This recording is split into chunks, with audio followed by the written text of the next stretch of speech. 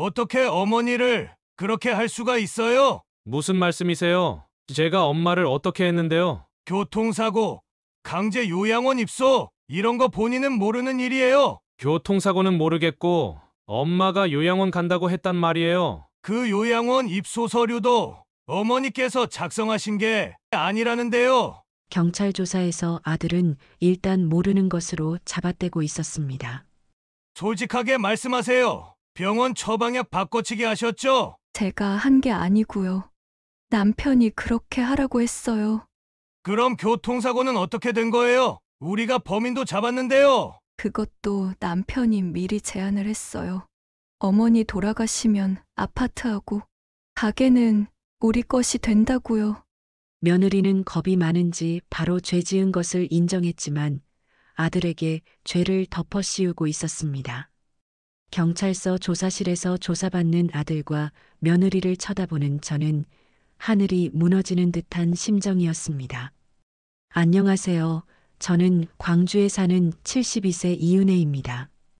부부가 살면서 자식을 낳고 그 자식이 올바르게 자라 부모한테 효도하면서 지낸다면 더할 나위 없는 재산이라고 생각하고 살아왔습니다. 그런데 저희는 그런 자식이 없었습니다.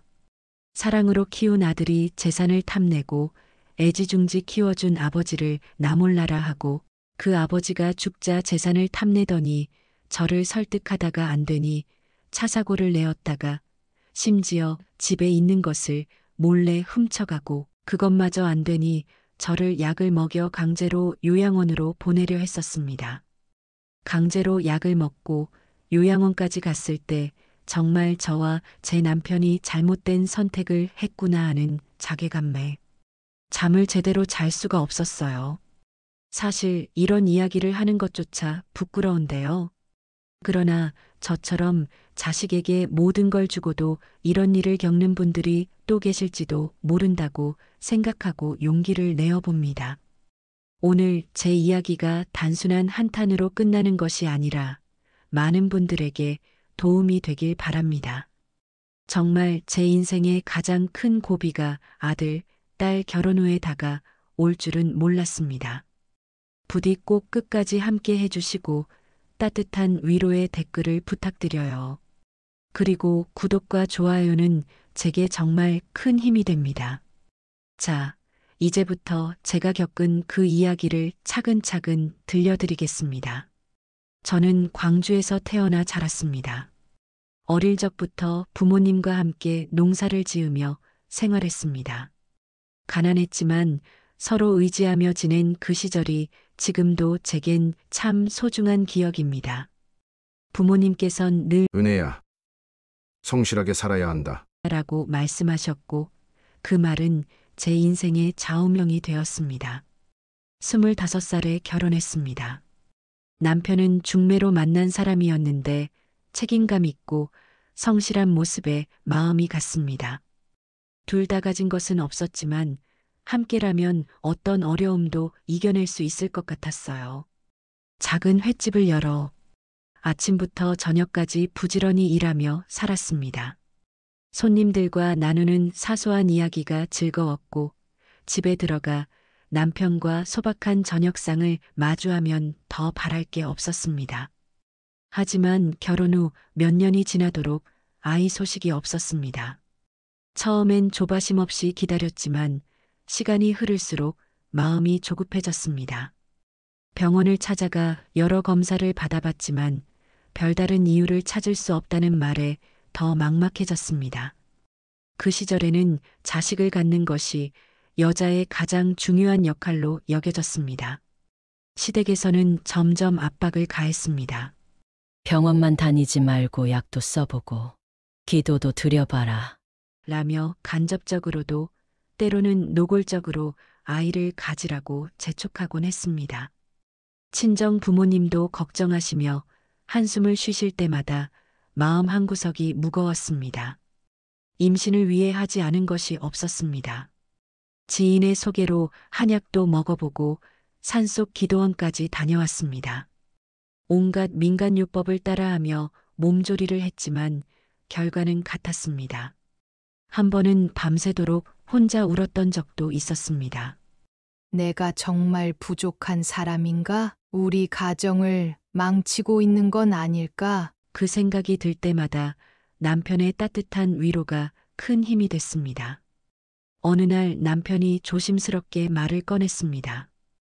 여보, 너무 힘들어하지 말고 입양을 생각해 보는 건 어떨까? 꼭 내 몸에서 난 아이여야만 우리 아이일 필요는 없잖아. 처음엔 내키지 않았습니다. 하지만 시간이 지나며 아이를 키우고 싶다는 간절한 마음이 점점 더 커졌고 남편의 말에 동의하게 됐습니다. 저희 부부에게 첫 번째로 찾아온 아이는 아들이었습니다. 저희는 아들에게 수민이라는 이름을 지어줬어요. 아들은 아주 어릴 때부터 남편을 쏙 빼닮은 듯한 생김새와 건강한 미소로 저희 부부의 큰 기쁨이었습니다. 남편은 아들을 안고 웃으며 이제 우리 집에도 행복이 깃들었구나라고 말하곤 했습니다. 몇 년 뒤 저희는 딸아이를 입양하게 되었고 수진이라는 이름을 붙여주었습니다. 수진이는 어릴 때부터 똑똑하고 예의 바른 모습으로 어디서든 사랑받는 아이로 자랐습니다. 첫째 아들 수민의 씩씩한 모습과 둘째 딸 수진이 다정한 모습은 우리 가족을 더욱 화목하게 만들어줬습니다. 두 아이를 키우며 저희 부부는 이게 진짜 행복이구나라고 생각하며 웃음이 끊이지 않는 나날을 보냈습니다. 그런데 아들 수민이가 점차 저희의 걱정거리가 되기 시작했어요. 국민학교 고학년이 되면서부터 학교에서 문제를 일으키는 일이 잦아졌습니다. 선생님께 전화가 오면 다른 아이들과 싸웠다거나 수업 시간에 집중하지 않는다는 이야기를 듣곤 했습니다. 하지만 저는 아직 어리니 시간이 지나면 괜찮아지겠지라며 크게 염려하지 않았습니다.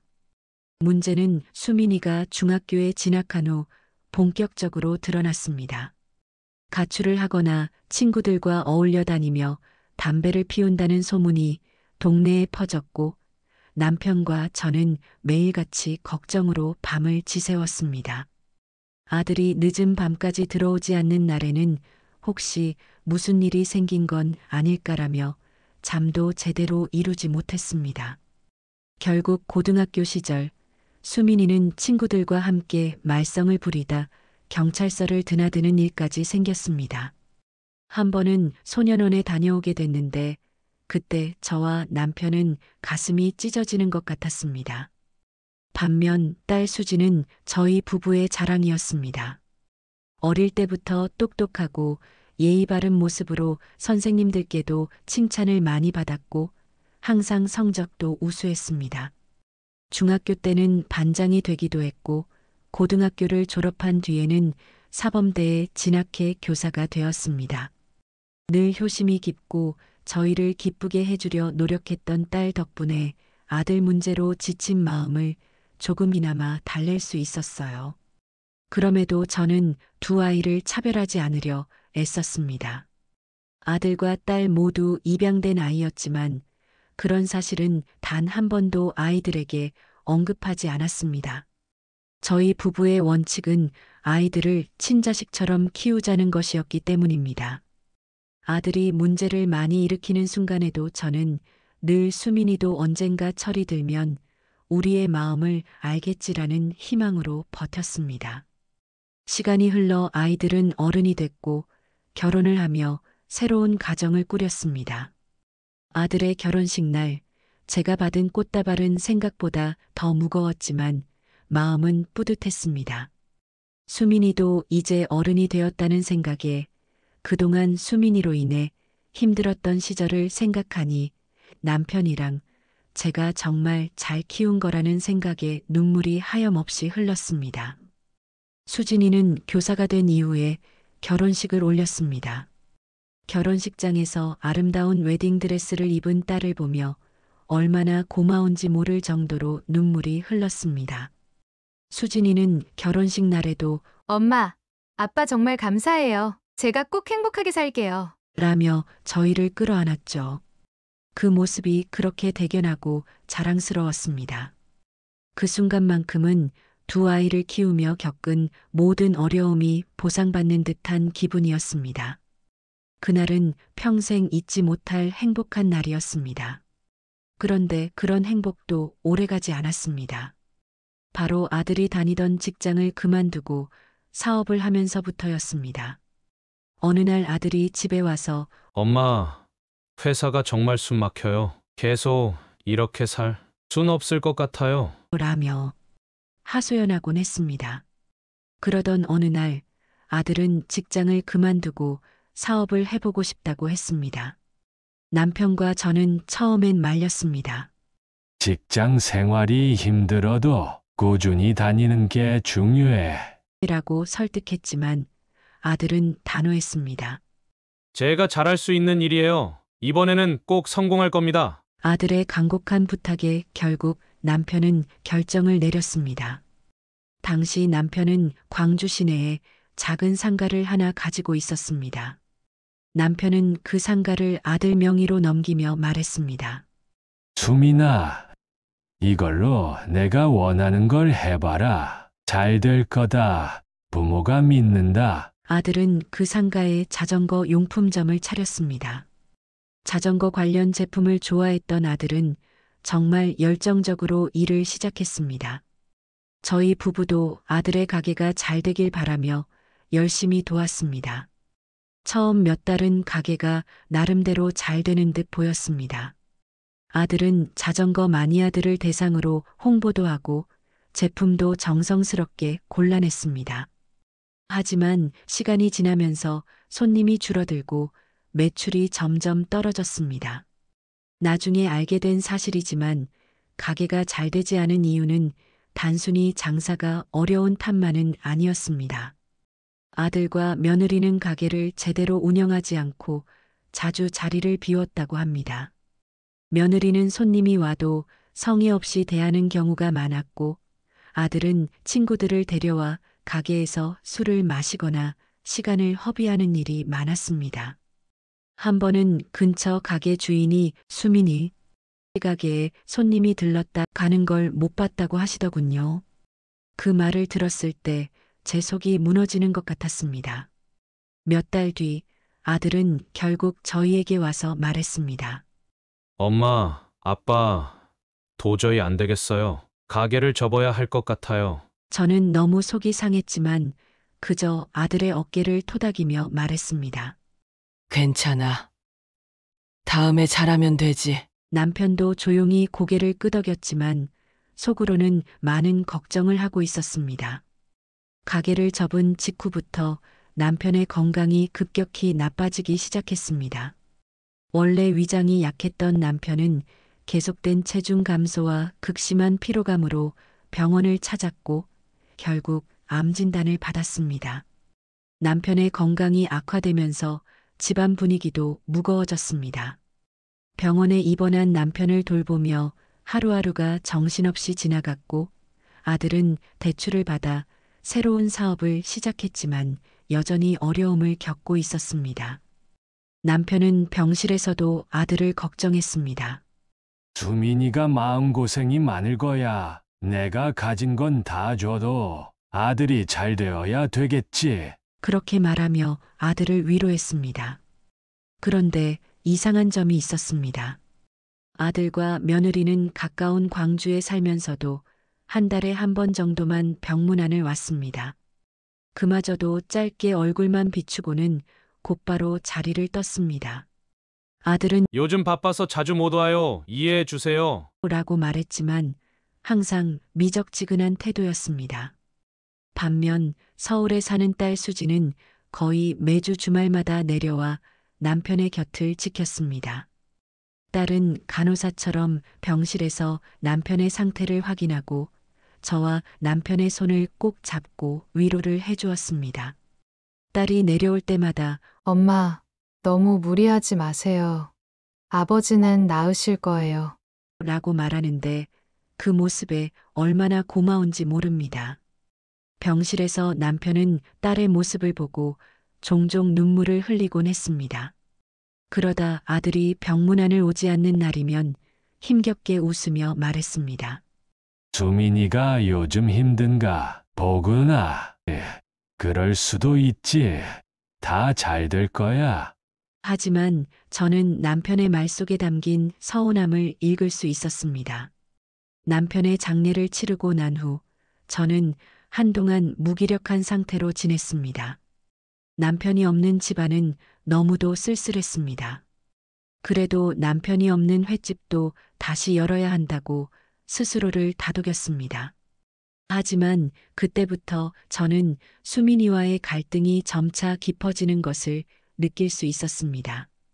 남편의 장례가 끝난 지 얼마 되지 않아 수민이가 며느리와 함께 집으로 찾아왔습니다. 평소에는 찾아오기 힘들다던 아들이 이번에는 무슨 일인지 의욕적으로 말문을 열었습니다.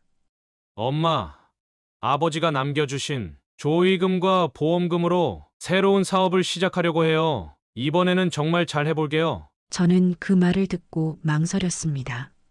이미 이전 사업 실패로 저희 부부는 경제적으로 큰 손실을 입었고 남편은 투병 중에도 아들의 어려움을 도우려고 힘껏 지원해줬습니다. 수민아, 이번에도 힘들면 어쩌려고 그러니? 조금 더 신중하게 생각해 보는 게 어떻겠니? 저는 조심스럽게 말했지만 아들의 표정은 굳어졌습니다. 며느리까지 나서며 어머니, 이번엔 정말 잘 될 거예요. 아버님도 수민 씨를 믿고 다 맡기셨잖아요. 라며 말했습니다. 남편이 떠나기 전 생명보험 가입한 보험금과 조의금으로 받은 돈은 장례식 후에 이미 수민이한테 넘겨주기로 했거든요. 그건 남편과의 약속이기도 했고요. 결국 저는 남편이 남긴 조의금과 보험금을 모두 아들 명의로 넘겨줬습니다. 마음 한편으로는 불안했지만 아버지가 남겨주신 마지막 선물이니 이번만큼은 정말 잘 되길 바란다는 생각으로 믿어보기로 했습니다. 하지만 그 후 아들의 연락은 뜸해졌고 사업 이야기는 소식조차 듣기 어려웠습니다. 저는 다시 남편과 함께 운영했던 광주 시내 횟집에 나가기 시작했습니다. 남편이 암투병을 시작하면서 가게 일은 자연스럽게 멀어졌고 병간호와 가정일에 모든 시간을 쏟았기 때문에 가게는 임시로 문을 닫아야 했습니다. 하지만 장례를 마치고 나니 남편과 함께했던 그곳이 생각보다 큰 의미로 다가왔습니다. 횟집은 비록 오래된 곳이었지만 단골 손님들이 많았습니다. 가게를 다시 연다는 소식이 전해지자 찾아온 손님들이 사장님, 고생 많으셨죠? 이제 몸 잘 챙기셔야 해요. 라며 따뜻한 인사를 건넸습니다. 그 말들이 위로가 되었고 저는 가게에 나가는 시간을 점점 늘리며 다시 일상으로 돌아가려 애썼습니다. 그러나 횟집 운영은 결코 쉬운 일이 아니었습니다. 이른 새벽부터 신선한 횟감을 구하기 위해 시장을 다니고 밤늦게까지 손님을 받으며 몸은 점점 지쳐갔습니다. 특히 목포로 횟감을 구하러 갈 때면 새벽길 운전이 쉽지 않았습니다. 그러던 어느 날 새벽같이 횟감을 구하러 목포로 떠난 길이었습니다. 전날 이상하게 며느리가 전화를 해서 다음 날도 목포에 가느냐고 묻더군요. 어두운 도로에서 마주오던 트럭과 부딪히는 끔찍한 사고가 일어났습니다. 충돌 순간 엄청난 충격음과 함께 제 몸이 차 안에서 휘청였고 정신을 잃었습니다. 눈을 떴을 땐 병원 침대였습니다. 다행히 생명에는 지장이 없었지만 왼쪽 손목과 갈비뼈가 부러지고 다리에 심한 타박상을 입었습니다. 사고로 인해 왼쪽 손목에 깁스를 해야 했고 한동안 가게 일은커녕 일상생활조차 어려워졌습니다. 병원 침대에 누워 사고 후유증과 통증으로 힘들어하던 중 가장 먼저 떠오른 것은 아이들이었습니다. 수민이가 이 소식을 들으면 달려오겠지. 그래도 내 아들이잖아. 그러나 제 예상은 완전히 빗나갔습니다. 가까운 광주에 살던 아들은 전화 한 통을 하고는 한 달이 넘도록 모습을 보이지 않았습니다. 그러나 며느리는 병원에 와서 저를 살갑게 챙겨주었는데요. 그때 왜 그러는지 이유를 알아챘다면 지금처럼 상황이 더 나빠지지는 않았을 것입니다. 반면 서울에 사는 딸 수진이는 사고 소식을 듣자마자 바로 내려왔습니다. 수진이는 간호사처럼 제 곁에서 살뜰히 챙기며 손을 꼭 잡고 말했습니다.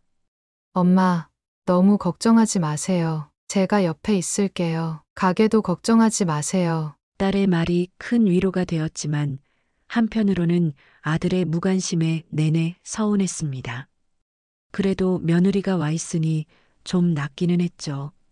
병원에서 퇴원한 후에도 사고의 후유증은 계속 남아 있었습니다. 몸이 어느 정도 회복된 후 저는 다시 횟집에 나가기 시작했지만 사고 전처럼 일하기가 힘들어졌습니다. 자주 피로감에 시달렸고 건망증이 심해지며 횟감을 준비하다 칼을 떨어뜨리거나 물건을 어디에 뒀는지 기억하지 못하는 일이 많아졌습니다. 손님들의 주문을 잊어버릴 때마다 내가 이렇게 약해졌나? 라는 자책감이 몰려왔습니다. 더욱이 사고 이후 건강 상태는 점점 악화되고 있었습니다.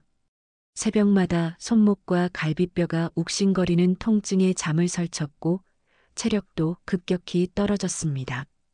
이러다 보니 손님을 상대하는 일조차 버거워졌습니다. 딸 수진이가 가게로 찾아왔을 때 제 모습을 보고 깜짝 놀라며 말했습니다. 엄마, 이제는 조금 쉬셔야 해요. 몸이 이렇게 약해지셨는데. 가게는 제가 돕거나 방법을 찾아볼게요.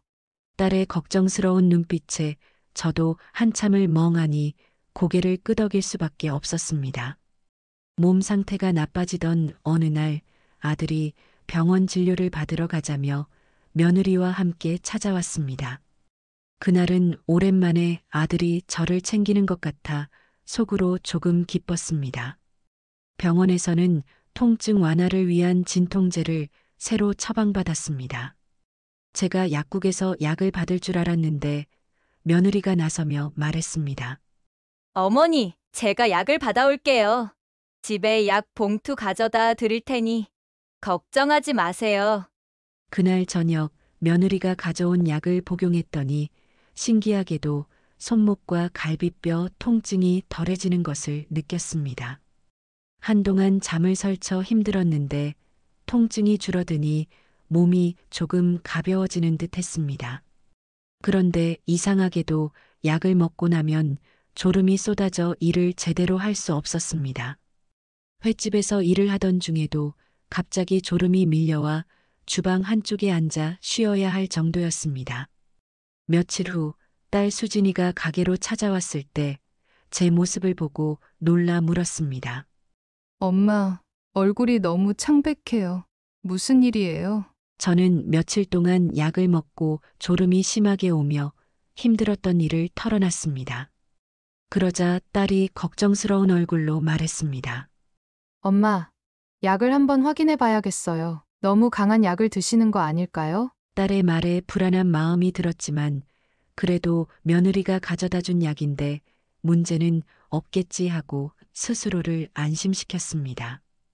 그런데도 약을 먹을 때마다 졸음이 심해져 일을 계속하기가 점점 어려워졌습니다. 가게에서 졸음 때문에 손님들의 음식을 준비하다 실수를 한 날 저는 결국 약을 끊기로 마음먹었습니다.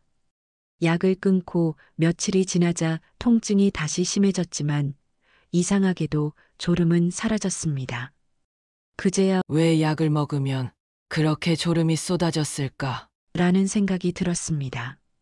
하지만 그때는 몸 상태가 계속 나빠지는 데만 집중하느라 크게 신경 쓰지 않았습니다. 몸 상태가 나빠지는 와중에도 저는 횟집 운영을 놓을 수 없었습니다. 그저 버티고 또 버텨야 한다고 생각했습니다. 그런데 그 시기에 이상한 일들이 자꾸 벌어졌습니다. 그런데 어느 날 외출하고 돌아오니 집안이 엉망이 되어 있었습니다. 서랍들이 열려 있고 옷장 속 물건들이 바닥에 흩어져 있었습니다. 처음에는 도둑이 들었나 싶어서 놀라 경찰에 신고했습니다. 하지만 경찰이 와서 확인한 결과 외부 침입 흔적은 없다는 이야기를 들었습니다. 며칠 뒤 아들이 집으로 찾아와 심각한 표정으로 말을 꺼냈습니다. 엄마, 은행에서 전화 왔어요. 엄마가 대출을 받으셨다고 하던데 이게 어떻게 된 거예요? 저는 깜짝 놀라 대답했습니다. 내가 대출을 받았다고? 무슨 소리야? 나는 대출을 받은 적이 없어. 그러자 아들이 한숨을 쉬며 말했습니다. 엄마, 도장이랑 서류 다 엄마 이름으로 되어 있어요. 엄마가 기억 못 하시는 것 같은데 혹시 요즘 깜빡깜빡하는 거 심한 거 아니에요? 순간 머릿속이 하얘졌습니다. 내가 정말 대출을 받았던 건가? 왜 기억이 안 나지? 스스로에게 질문했지만 아무리 생각해도 답이 나오지 않았습니다. 그 후로 은행에서 다시 전화가 왔습니다. 제가 모르던 대출건이 있었고 그로 인해 집에 가압류 신청이 들어왔다는 통보였습니다. 순간 눈앞이 아득해졌습니다. 더 이상 사용하지 않던 카드도 한도가 초과되어 막혀 있었습니다. 혼란스러운 마음에 딸 수진이에게 도움을 청했습니다. 수진아, 대체 내가 왜 이런 상황에 놓인 건지 모르겠다. 내가 정말 대출을 받았던 걸까? 딸은 제 말을 듣고 놀란 얼굴로 말했습니다. 엄마, 대출 받으셨다면 분명히 기억하고 계셔야죠. 이건 이상해요. 제가 좀 더 알아볼게요. 그날 밤 저는 잠도 이루지 못하고 뒤척였습니다. 스스로를 아무리 돌아봐도 대출 서류에 도장을 찍거나 관련된 이야기를 들은 기억이 전혀 떠오르지 않았습니다. 머릿속에 남아있는 건 며느리가 가져다 준 약을 먹은 후 종종 잠에 빠져 무기력했던 시간들 뿐이었습니다. 며칠 후 요양원에서 전화가 왔습니다. 입소 신청을 하셨다는데 언제쯤 들어오실 예정인가요? 문의를 받았습니다. 전화를 받은 순간 저는 크게 놀라며 대답했습니다. 제가요? 저는 요양원에 입소 신청을 한 적이 없는데요. 상대방은 잠시 멈칫하더니 어머님, 이름으로 서류가 접수되어 있고 이미 일정이 잡혀 있습니다. 다른 가족분께서 대신 신청하셨을 수도 있어요. 한번 확인해 보시겠어요? 했습니다. 전화를 끊고 한참 동안 멍하니 앉아 있었습니다. 도대체 누가 이런 일을 했을까?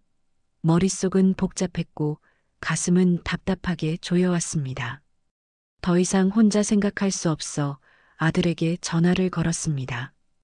아들은 태연한 목소리로 전화를 받았습니다.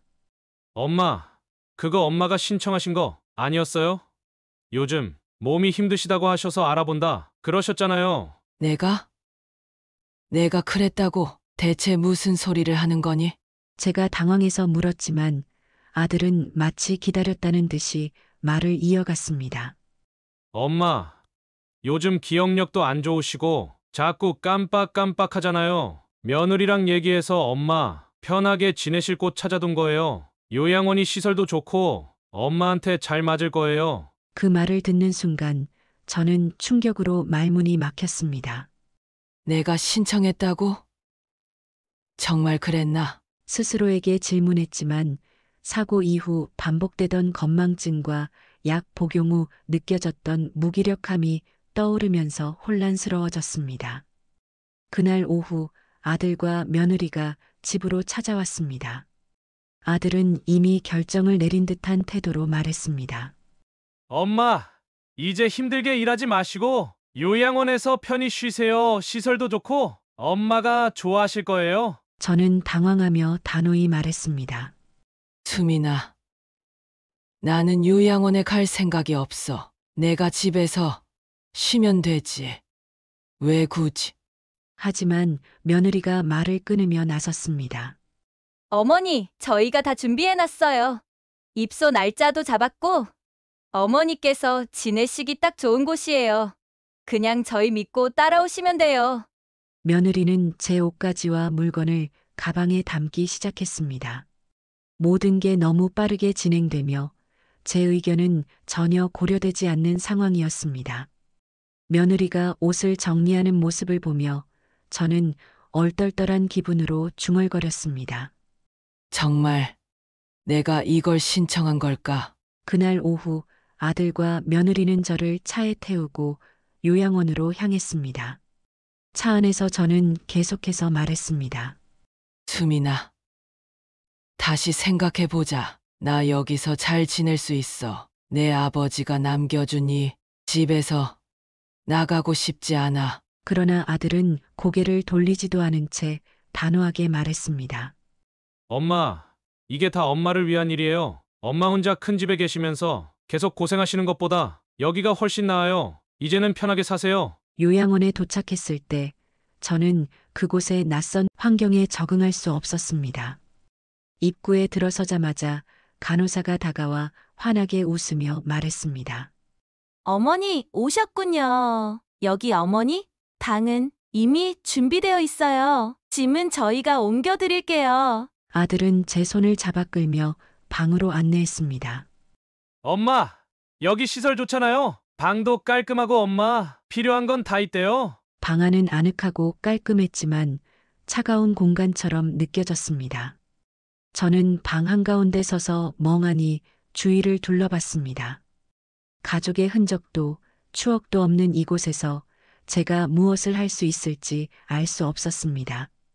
아들과 며느리는 제 짐을 정리하며 요양원 생활이 얼마나 편하고 좋은지 설명했지만 그 말은 더 이상 제게 위로가 되지 않았습니다. 모든 것을 마치고 나서 아들이 말했습니다. 엄마, 저희 이제 가볼게요. 필요한 거 있으면 요양원 직원분께 말씀드리세요. 저는 마지막으로 간절하게 말했습니다. 수민아, 정말 나를 여기 두고 가는 거니? 내가 어떻게 이렇게까지 할 수 있니? 그러나 아들은 저를 바라보지도 않은 채 말했습니다. 엄마, 너무 걱정하지 마세요. 제가 다시 올게요. 아들과 며느리가 떠나고 텅 빈 방에 홀로 남겨졌을 때 저는 바닥에 주저앉아 하염없이 눈물을 흘렸습니다. 어쩌다 이렇게 됐을까? 내가 그렇게 믿고 키운 아들이 나를 이렇게 두고 가다니. 며칠 뒤 딸 수진이가 소식을 듣고 요양원으로 찾아왔습니다. 방 안으로 들어온 딸은 놀란 얼굴로 말했습니다. 엄마, 왜 여기 계세요? 대체 무슨 일이에요? 저는 울음을 터뜨리며 그동안의 일을 모두 털어놓았습니다. 딸은 제 손을 꼭 잡고 단호하게 말했습니다. 엄마, 절대 여기 두지 않을게요. 저랑 같이 집으로 가요. 모든 걸 바로 잡을 거예요. 딸의 그 말은 큰 위로가 되었지만 한편으로는 여전히 마음 한편에 배신감과 슬픔이 남아 있었습니다. 요양원에서 딸 수진이와 함께 집으로 돌아온 뒤 저는 한동안 멍한 상태로 지냈습니다. 몸은 집으로 돌아왔지만 마음은 여전히 요양원 방에 갇힌 것처럼 느껴졌습니다. 혼란스러운 기억과 몸의 피로감이 겹쳐져 하루하루를 무기력하게 보내고 있었습니다. 그런데 딸 수진이는 제가 복용하고 있는 약봉지를 유심히 살펴보는 모습을 보였습니다. 며칠 전 며느리가 병원에서 받아왔다며 건넸던 약이었습니다. 수진이는 약봉지를 들고 한참 동안 읽더니 다급한 목소리로 말했습니다. 엄마, 이 약이 병원에서 직접 처방한 게 맞아요? 병원 이름이 적혀 있긴 한데 뭔가 이상해요. 저는 며느리가 병원에서 가져다 준 약이라 아무 의심 없이 먹고 있었다고 대답했습니다. 수진이는 약봉지를 손에 쥔 채 병원으로 가져가겠다고 말하며 서둘러 나갔습니다.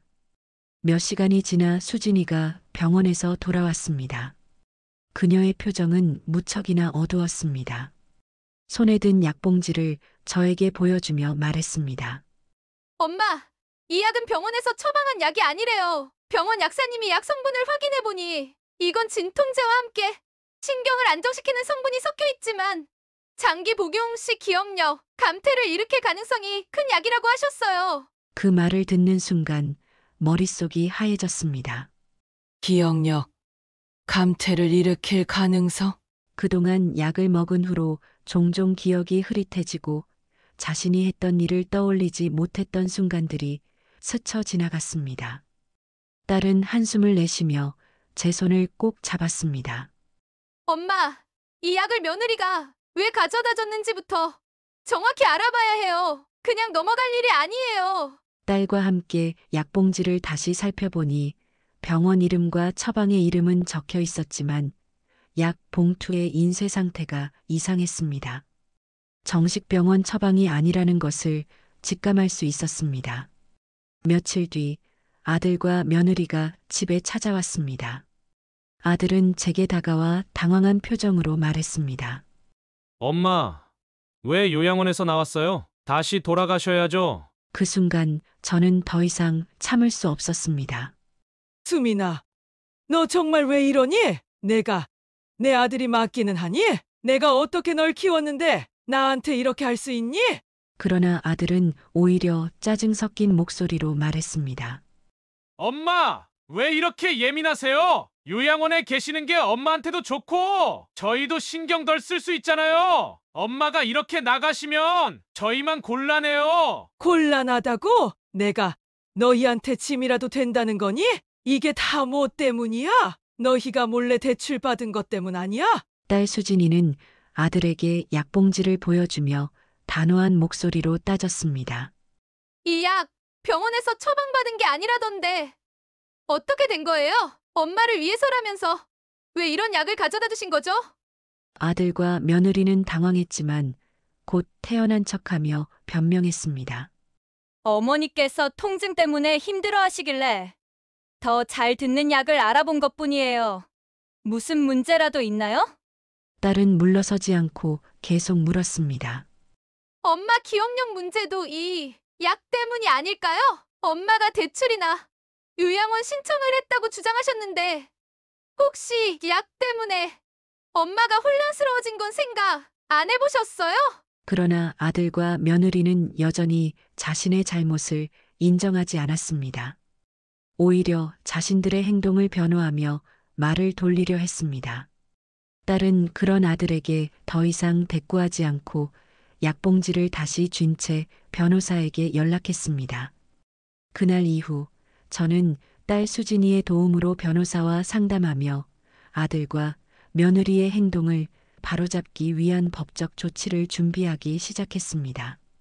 변호사는 약 봉투와 대출 관련 서류를 면밀히 검토하며 조사에 들어갔습니다.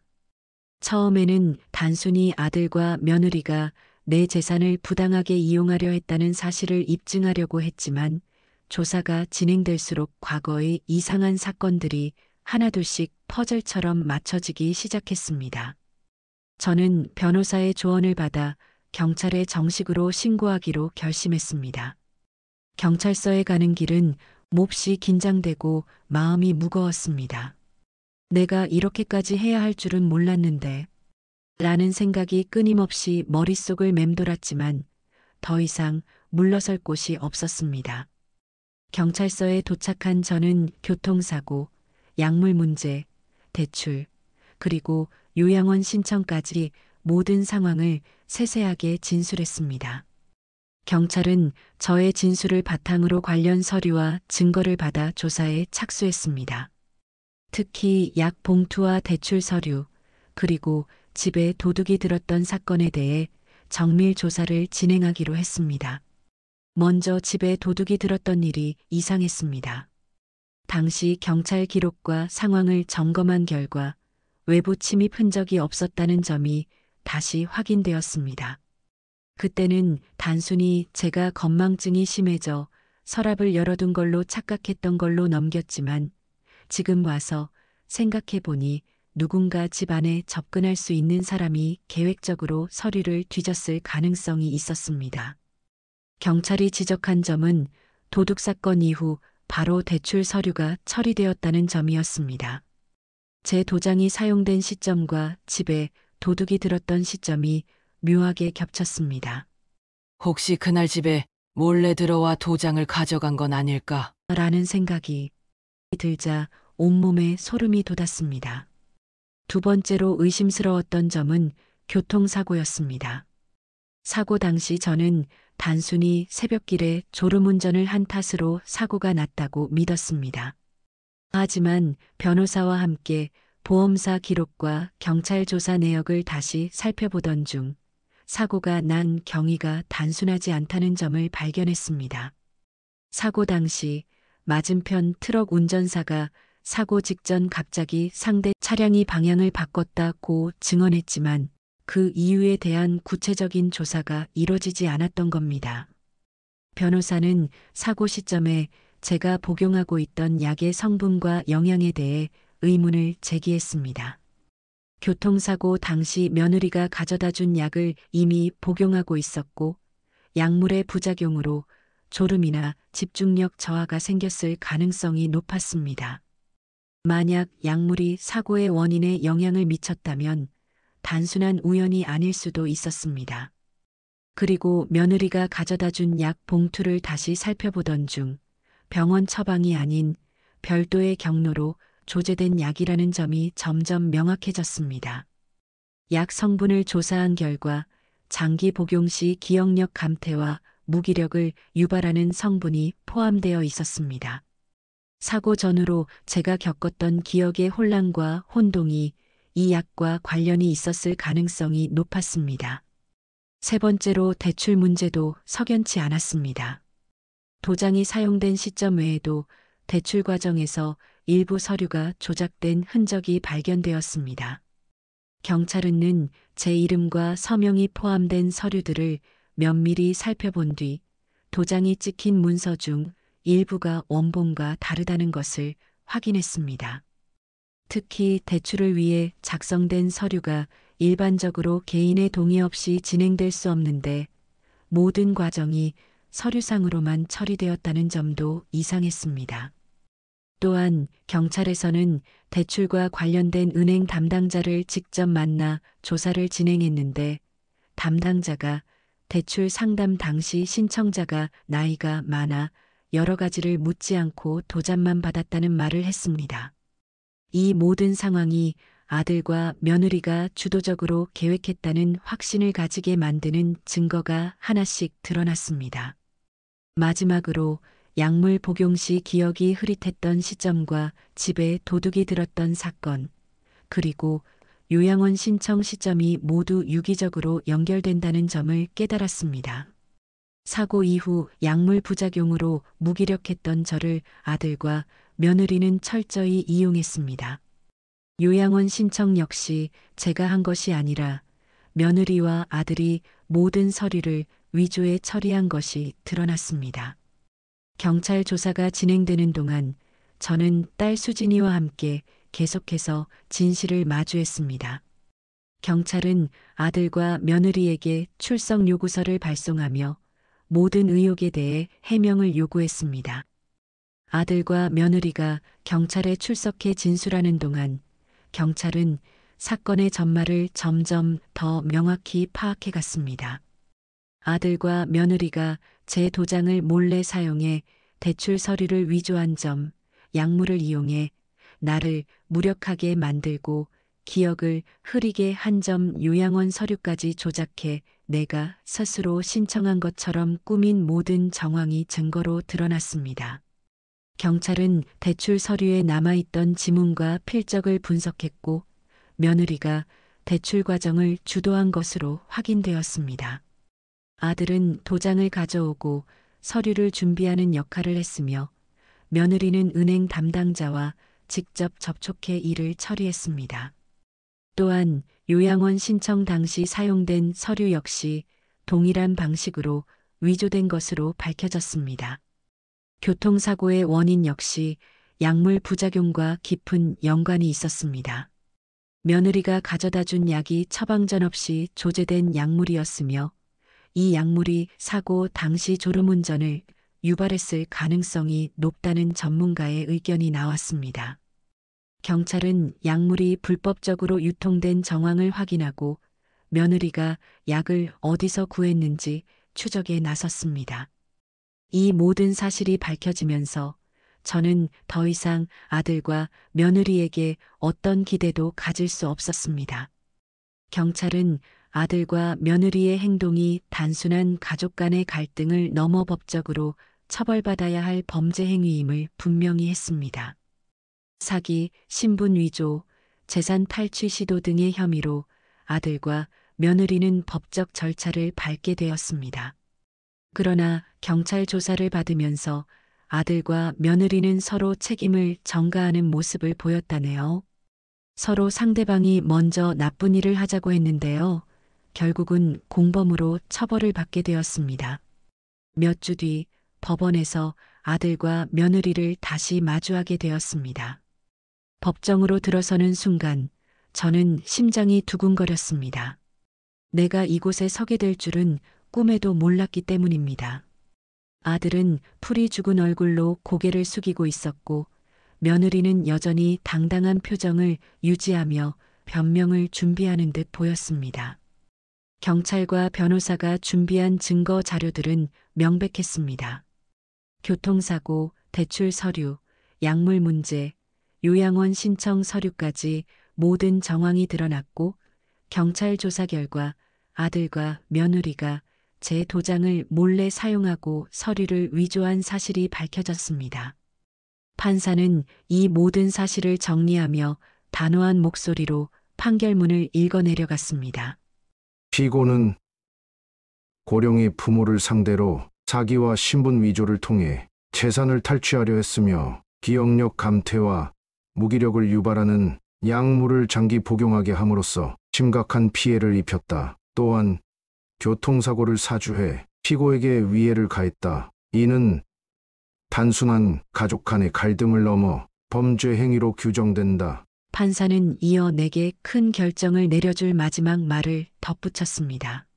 특히 이 사건에서 피해자인 원고는 피고를 친자식처럼 입양해 양육했음에도 피고는 부모의 신뢰를 악용하여 중대한 범죄를 저질렀다. 원고가 제출한 파양 요청 또한 정당한 사유로 인정된다. 이에 따라 피고와의 법적 친자 관계를 해소하고 파양을 인정한다. 판사의 말이 끝나자 법정안은 잠시 정적에 휩싸였습니다. 바로 그 순간 아들이 고개를 번쩍 들었습니다. 그 표정은 충격으로 굳어 있었습니다. 입양이라는 단어가 아들에게는 전혀 예상치 못한 말이었던 것입니다. 입양? 아들은 믿을 수 없다는 표정으로 작은 목소리로 중얼거렸습니다. 그동안 자신이 입양되었다는 사실을 전혀 알지 못했기 때문이었습니다. 아들은 멍한 눈빛으로 저를 바라보며 떨리는 목소리로 물었습니다. 엄마 무슨 말이에요? 내가 입양됐다고요? 지금 처음 듣는 얘긴데요. 그 말을 듣는 순간 제 가슴이 철렁 내려앉았습니다. 평생을 친자식처럼 키우며 입양이라는 사실을 한 번도 꺼내지 않았습니다. 아들이 상처받을까 두려웠고 우리 가족이 특별한 설명 없이도 행복하게 살 수 있으리라 믿었기 때문입니다. 하지만 오늘 이런 방식으로 그 진실이 밝혀지게 될 줄은 꿈에도 몰랐습니다. 아들의 얼굴에는 혼란과 충격이 서려 있었습니다. 아들은 손을 덜덜 떨며 자리에서 일어섰습니다. 엄마, 아니, 당신이 그동안 나한테 아무 말도 안 했다는 게 말이 돼요? 내가 입양된 거였는데 이게 다 뭐예요? 그의 목소리는 떨렸지만 분노와 슬픔이 묻어났습니다. 그 순간 제게 파양이라는 단어는 너무나도 무겁게 다가왔습니다. 아들을 입양했던 날, 저와 남편이 함께 지었던 미소가 떠올랐습니다. 우리가 이 아이를 잘 키우자. 이 아이를 위해서라면 무엇이든 할 수 있어. 우리는 그렇게 다짐하며 아들의 손을 잡아주었습니다. 하지만 오늘 법정에서는 그 손을 놓아버리는 결정을 내려야 했습니다. 판사의 판결이 내려지자 며느리는 끝까지 자신들의 행동을 변명하며 목소리를 높였습니다. 어머님이 힘들어 하시는 걸 도우려던 것뿐입니다. 대출도 어머님 동의 없이 할 수 없는 일이잖아요. 마지막 순간까지 책임을 회피하려 했지만 증거가 모든 것을 말해주고 있었습니다. 판사는 며느리의 말을 끊으며 단호하게 경고했습니다. 판결이 끝난 뒤 아들은 고개를 숙인 채 한마디도 하지 않았습니다. 아들은 법정을 나가기 전 저에게 다가오더니 입양한 저를 위해 노력해 주셔서 감사합니다. 어릴 때부터 속만 썩였고 이젠 어머니께 몸쓸시까지 했는데요. 정말 고맙고 죄송해요. 저는 어쩌다 내가 이렇게까지 되었니? 내가 너를 입양하지 않았더라면 내 인생도 이렇게 비뚤어지지 않았을까 생각도 들더라. 하지만 모든 일은 이미 되돌릴 수 없는 과거였습니다. 판사의 판결로 아들과의 법적 관계가 해소되었지만 제 마음 한구석에서는 여전히 씻을 수 없는 배신감과 허탈함이 남아 있었습니다. 내가 무엇을 잘못했을까? 무엇이 이 아이를 이렇게 만든 걸까? 자책과 슬픔이 계속 밀려왔습니다. 법정 판결이 끝난 뒤 저는 파양이라는 결정을 받아들여야 했습니다.